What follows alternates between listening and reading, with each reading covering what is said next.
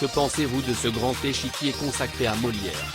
Jacques Weber, c'est un programme bien huilé, que Claire Chazal manie avec beaucoup de dextérité.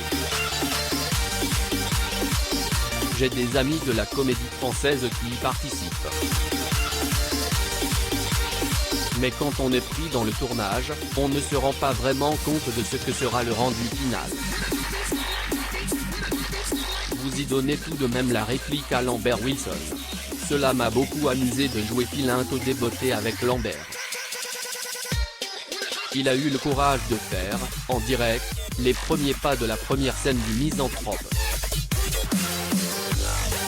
Cela dit, ça n'a rien à voir avec le fait de jouer cette pièce en entier, ni avec la déambulation très libre que j'ai réalisée avec Denis Podalides, et qui devrait être diffusée, en mars, sur France 5.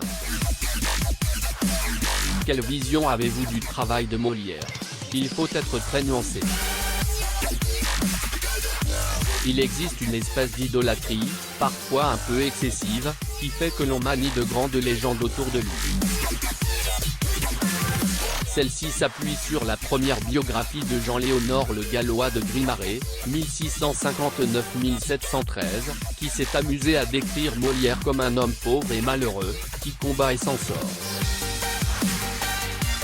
Cette légende oublie qu'il était d'abord un artiste s'adressant à la haute bourgeoisie et qu'il avait le génie de contourner les lois inhérentes à son art pour écrire des chefs-d'œuvre.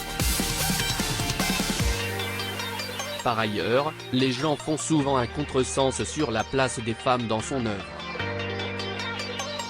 En réalité, Molière leur permet d'exprimer leur recherche de liberté. Vous avez souvent joué ces pièces. Laquelle aimeriez-vous à nouveau interpréter? J'ai eu la chance d'incarner au moins 200 fois des personnages de Molière, Harpagon, Tartuffe. Aujourd'hui, j'aimerais revisiter Don Juan. Lorsque je l'ai joué, à la fin des années 80, j'étais trop jeune pour le ressentir profondément.